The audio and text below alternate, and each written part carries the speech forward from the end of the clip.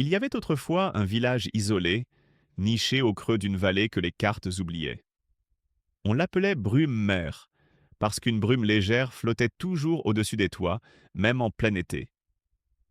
Les habitants disaient que cette brume était un souffle ancien, quelque chose qui avait choisi de rester là et nulle part ailleurs. La plupart du temps, personne n'y prêtait attention. Mais certains soirs d'hiver, lorsque les lampes vacillaient et que le vent serpait entre les poutres, on aurait dit que la brume chuchotait. Parmi les villageois vivait un garçon nommé Lior. Il avait 15 ans à peine, mais l'esprit vif et la curiosité sans fond. On le voyait souvent avec un carnet en main, dessinant des silhouettes d'arbres, des passages secrets entre les maisons, ou encore des symboles qu'il trouvait sur des vieilles pierres au bord du ruisseau. Lior aimait Brumemer, mais il sentait au fond de lui que le village en savait plus que ce qu'il voulait montrer. Tout commença le jour où la brume changea de couleur. C'était un matin d'automne. Les feuilles rousses jonchaient dans le sol, les champs étaient presque prêts pour l'hiver, et les habitants s'étaient habitués au froid précoce. Lior, comme toujours, sortit avant même que le soleil n'ose franchir l'horizon. Il remontait le chemin de pierre qui menait au vieux moulin lorsqu'il s'arrêta net.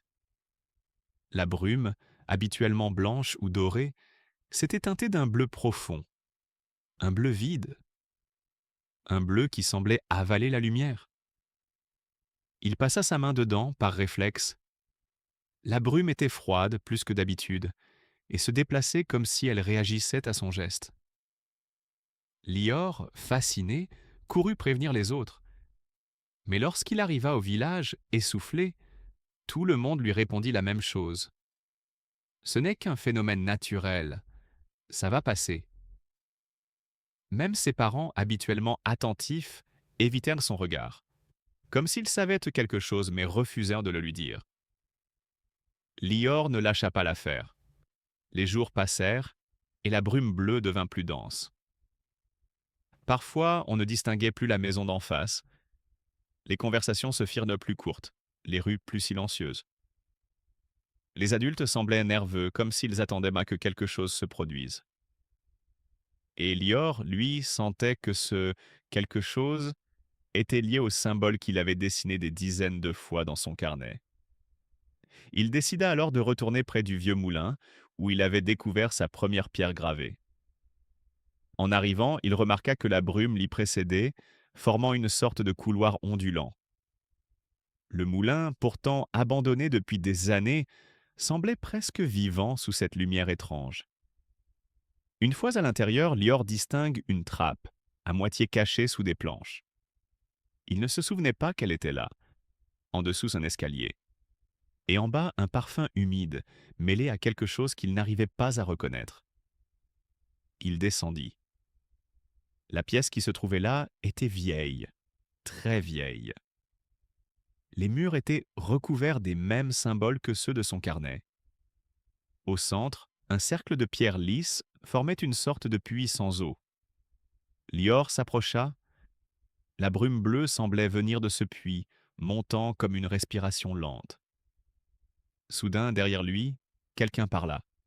« Tu n'aurais pas dû venir ici, Lior. » C'était la voix du maire du village, une voix grave qu'on n'entendait presque jamais. Derrière lui se tenaient d'autres adultes, dont ses parents. Tous avaient dans le même regard, inquiet, mais résolu. « Vous saviez, » murmura Lior, « depuis le début. La brume n'est pas dangereuse tant qu'on la laisse. Tant qu'on ne la réveille pas. » Il recula d'un pas. Le puits émettait un léger vrombissement, comme si quelque chose s'agitait en profondeur.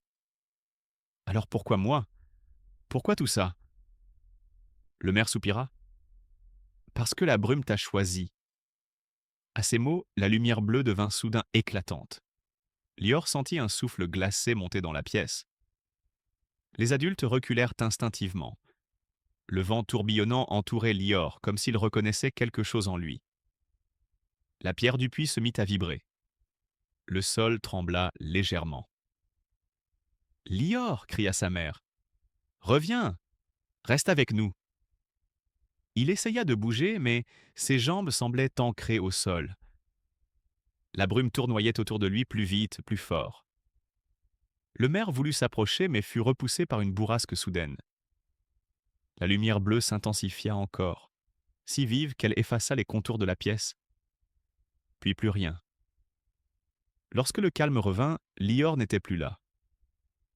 La brume bleue s'éleva doucement du puits, mais elle se dissipa peu à peu, redevenant la brume blanche habituelle. Les symboles sur les murs perdirent leur éclat. Le puits s'éteignit. Les adultes restèrent longuement immobiles. Ce n'était que plus tard, lorsque le village se retrouva plongé dans une nuit étonnamment silencieuse, qu'ils comprirent moi ce que cela signifiait. La brume avait choisi un nouveau gardien. Lorsque le calme revint, Lior n'était plus là. La brume bleue s'éleva doucement du puits, mais elle se dissipa peu à peu, redevenant la brume blanche habituelle. Les symboles sur les murs perdirent leur éclat. Le puits s'éteignit. Les adultes restèrent longuement immobiles. Ce n'est que plus tard, lorsque le village se retrouva plongé dans une nuit étonnamment silencieuse, qu'ils comprirent moi ce que cela signifiait. La brume avait choisi un nouveau gardien. Quelqu'un qui devait rester entre son monde et le leur.